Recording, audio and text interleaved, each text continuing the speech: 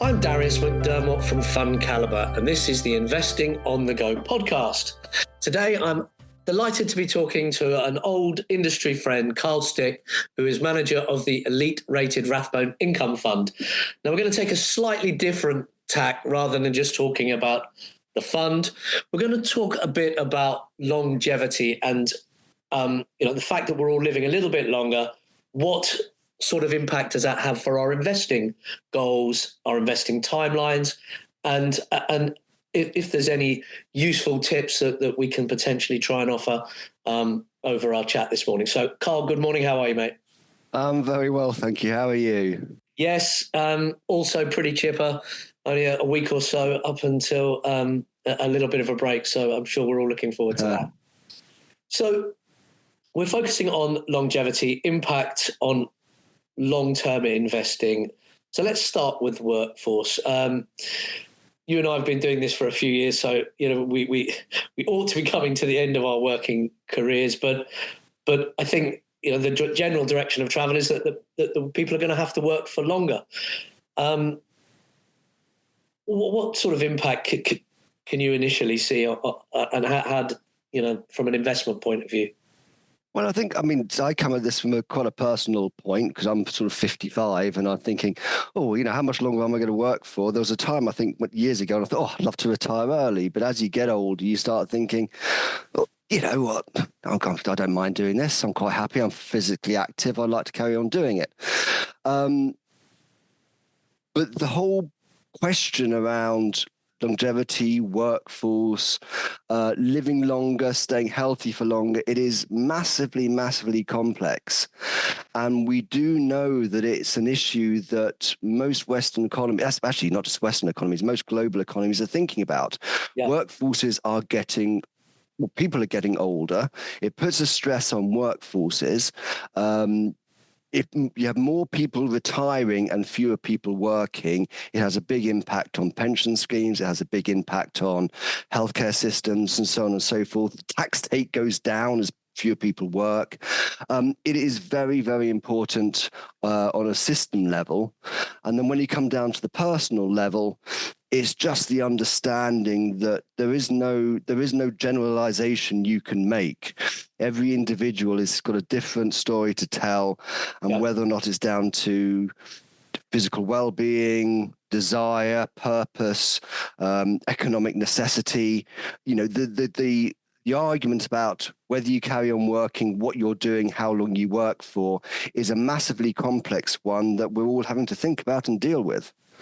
Yeah, and as you say, it's not just developed markets. I mean, this is very prevalent, obviously, in Japan and well known about the aging demographics there, and very much now in China as well, where, to borrow a stat I heard recently, sort of about 20 years ago, there were a vast number of working Chinese to retired, and that, well over 10, and now that's down to 2 to 1.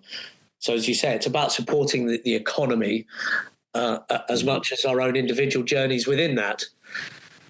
So let's talk about Halfords. I noticed recently they're actually actively recruiting older workers. Do you think this journey into working longer potentially is likely to see companies actively seeking older, more experienced workers and encourage them to work well into their 60s? I think so. I mean, again, I think there's a broader question here around the overall sort of ecosystem of the workforce and what people are doing. I do think it's instructive that a business like Halfords will look to offer apprenticeships to older people. It recognizes that there are individuals out there who want to carry on working. Yep. It recognizes that just because you get to a certain age doesn't mean to say you can't participate in the workforce.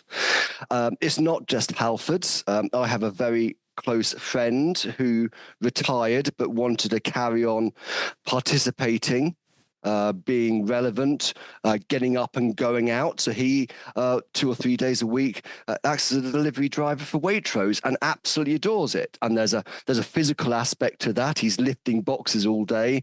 He's meeting people. He's getting out and he's participating.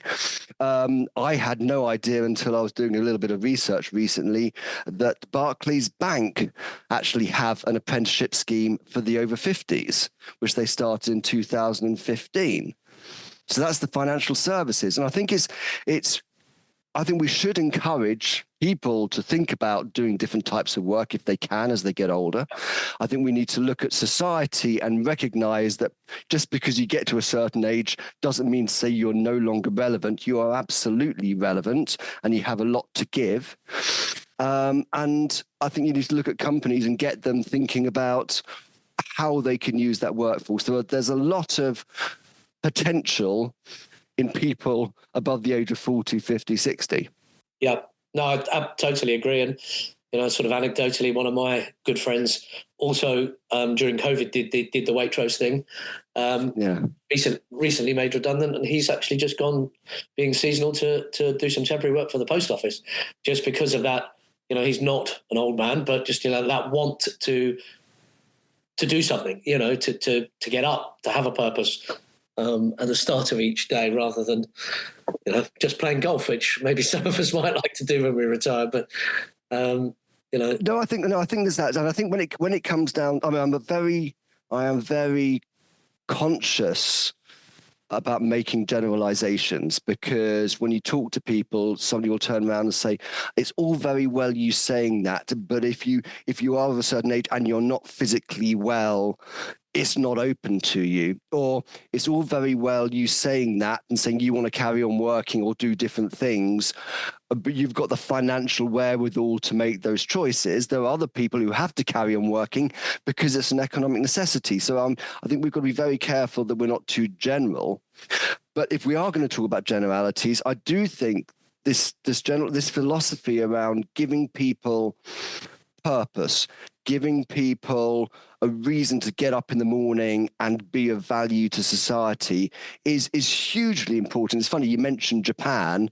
They have a long history of it's called ikigai. It's giving people purpose. It's a reason to get out of bed in the morning, and that is massively powerful. It's something that I'm very passionate about. So whoever it is, trying to give somebody, it doesn't matter what age they are, to be honest with you, but we're talking about people approaching and around retirement age, giving them a purpose, giving them a responsibility, a reason to get up, because the benefits are way beyond the economic, their personal, their spiritual. They go into many, many facets of life, and it's something that that really drives me. Yeah, and you rightly point out there's no generic answer to any of the stuff we're discussing, but one of the key issues to when you financially have to work through does, of course, then come into our world of financial planning, investing, saving. And, I don't think there's an easier, I don't think this is necessarily super complicated, but the more you can invest and save for the longer that you do that, then clearly you may have that optionality.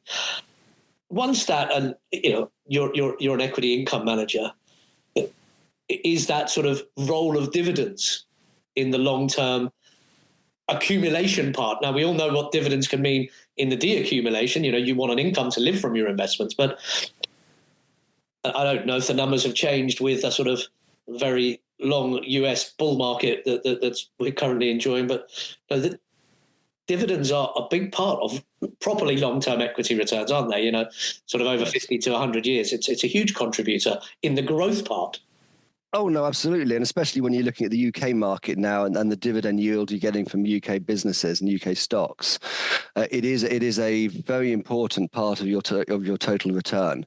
And that ability to compound year after year after year, the reinvestment, the roll up of that dividend flow is what generates the total returns that we are looking for. No, I think your point is really well made, because, I mean, we're getting very oriental in this discussion. discussion, very, very Eastern, but a Chinese proverb, when's the best time to plant a tree 20 years ago? When the second best time to plant a tree? Now. And this whole idea is, when's the best time to start saving? As early as possible. Yep. But if you haven't started saving then, start saving now. It's that rolling up and trying to create a capital pot that in future years you can fall back on, when you need it. But also, if you can, if necessary, turn on and off the income, because I think if people work for longer and work beyond retirement, you're going to need to have that flexibility of income. So, I think dividend investing, you've got the roll up bit, the compounding bit, and then the ability to be a little bit more flexible in the income requirements that you need. And one final point is, when you think about our working lives, it's decades ago when you might leave school, work in the same place for 40 years, retire on a pension, and then depart your mortal coil a few years later. I think what we're talking about now is a working life which needs to be more flexible. You will be in and out of work. You will need to retrain. And there may be a point in time in the future when you decide, I want to carry on working, but, I need to be able to sort of turn on that income tap when I need it. And that is where we have argued that sort of income strategies are very important. Well, I think there's two key things you've touched on there. Firstly, is compounding. Compounding is that key word for long-term investing.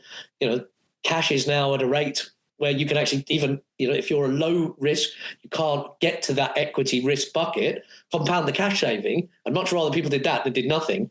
And your other, I think, really insightful observation about your Chinese proverb. And one of my best friends, he's hasn't begun the savings journey as early as he might have done, but he's now saying, is it too late? We'll say, well, you may well work for another 20 years if you start saving now, and if you can set the more you can save, you actually can still build a reasonably handsome investment pot, rather than just going, oh, it's too late, I've missed the boat.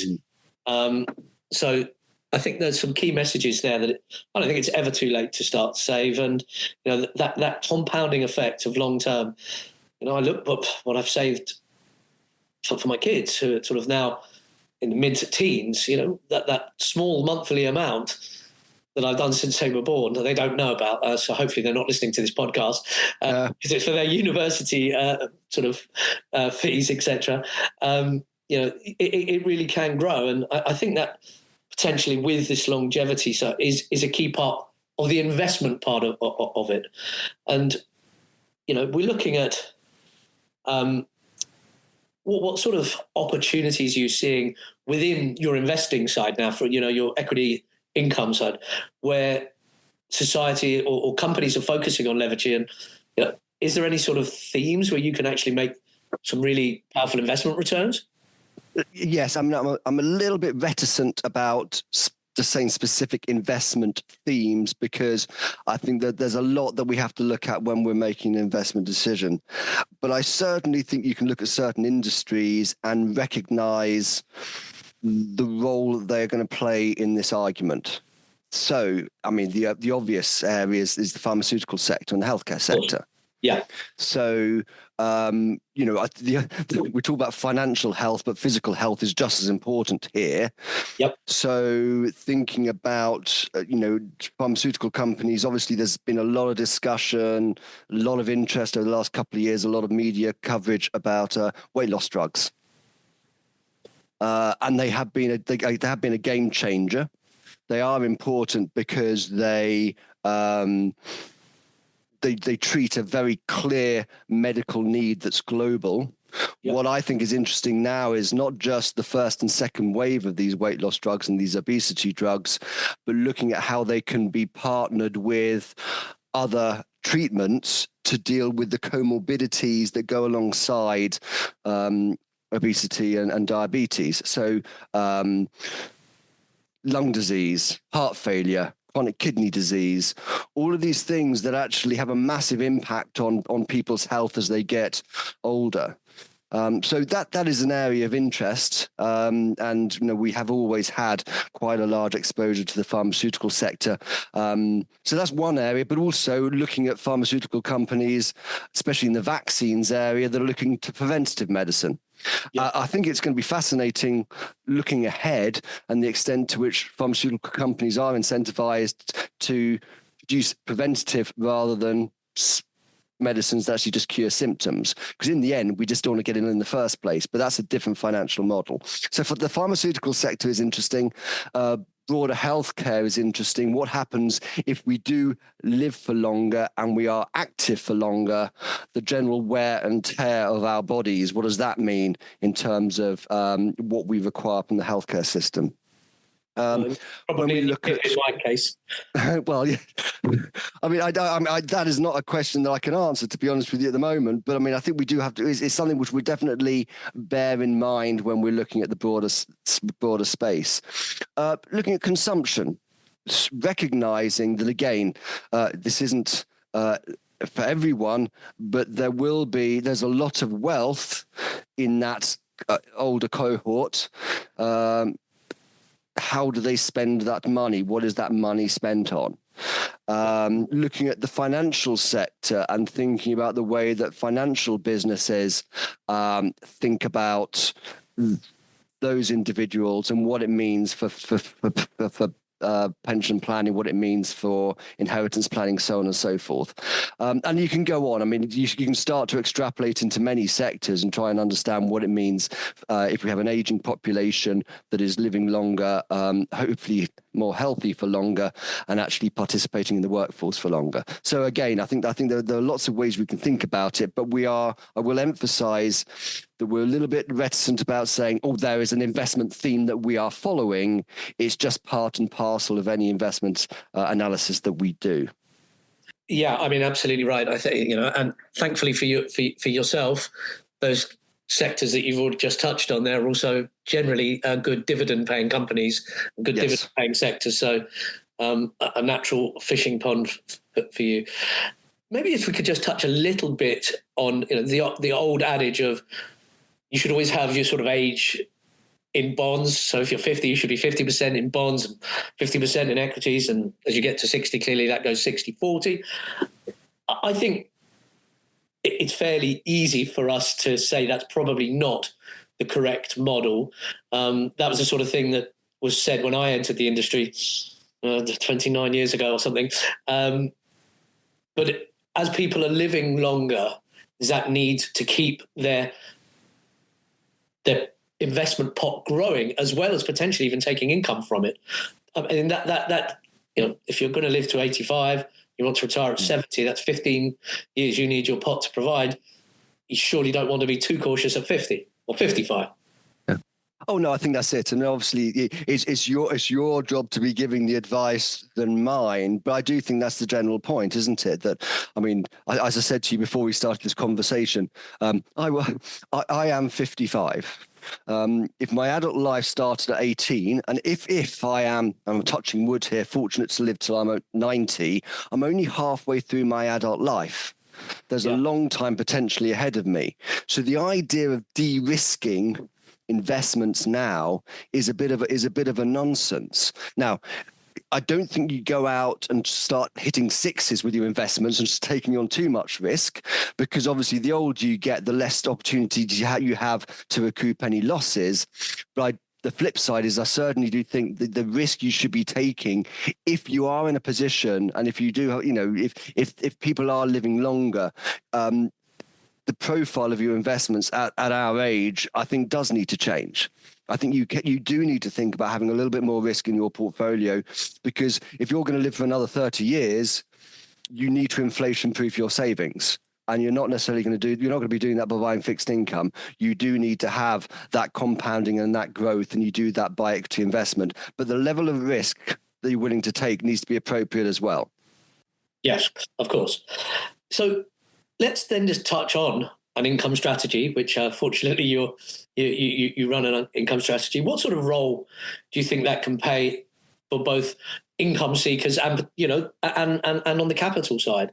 As you say, we want our capital to grow as well as potentially taking some income from our investments. Where does the likes of Rathbone Income, you know, fit into that? I mean, I'm not an unbiased observer here. I've got a particular active mind. But we'll allow you a little bit of bias, Carl. I think that's fair. But I think the way we try and present the fund, and actually let's just say extend it to all income strategies, is I think we're looking at certain outcomes.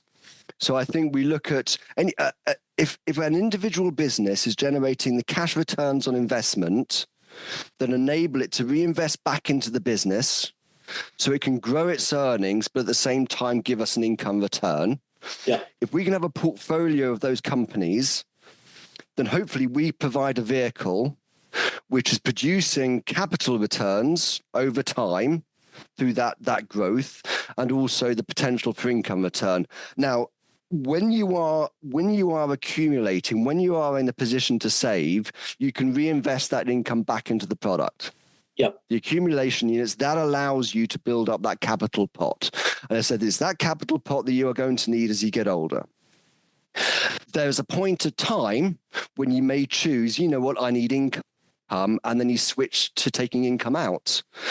That capital pot hopefully will continue to grow because the underlying businesses are growing. Yeah. But we also provide you with an income stream that we like to call that provides you with a pay rise every year. So you have an income stream that hopefully sort of supplementing your income or your pension or whatever it may be. You go back to work, you decide, you know what, we'll reinvest again. So it is that balance between capital growth, that's nest egg, and the income provision supplementing whatever income you've got. And I think that's always been, irrespective of your age, to be honest with you, the powerful argument for income funds is that level of compounding. Yeah, and you know, maybe I'll make an observation about your funds particularly. And I know that this hasn't applied every single year, but the vast majority of years, you've actually been able to increase the income from your fund, which of course is at least some hedge on inflation. So you're actually getting, not just paying an income and getting income from your companies, you're actually getting dividend growth at a fund level, which of course allows us to have that little bit of a pay rise as you know the income per share, yes, or per unit increases over time as well. Oh, no, absolutely. So I say, you know, the pay rise every year is not meant to be the tail wagging the dog. It is a very valuable outcome. It's something we need to do to actually differentiate ourselves. But that's why I made those initial comments around the types of businesses we're looking for. We're hoping that it's a fundamental output from the underlying investments, not something that we're contriving. And that is what gives it a sustainability. Now, there have been years, 2 years, the global financial crisis and COVID when we did have to reduce, but I think there's some very, very specific circumstances there. But generally, we have managed to sort of certainly outperform the wider income from the index. And I think it's something which is a fundamental selling point for the fund. Yeah, and I think that's a great point about the sort of the dividend growth. Carl, thank you very much for taking the time to have this chat. So it's slightly different than just drilling into the fund and your favorite stocks and all that sort of stuff, but really, you know, talking about the longevity of compounding both dividends and capital and, you know, earnings growth and the role that actually income strategies can play in both the accumulation side and the deaccumulation side. So Carl, thank you very much. Thank you. Well, it's 10:30. I'm due my mid-morning nap. So well, listen, thank you very much, Darius, for your time. And thank you for your time, Carl. Listen, if our listeners would like any more information on the Rathbone Income Fund, please do visit fundcalibre.com.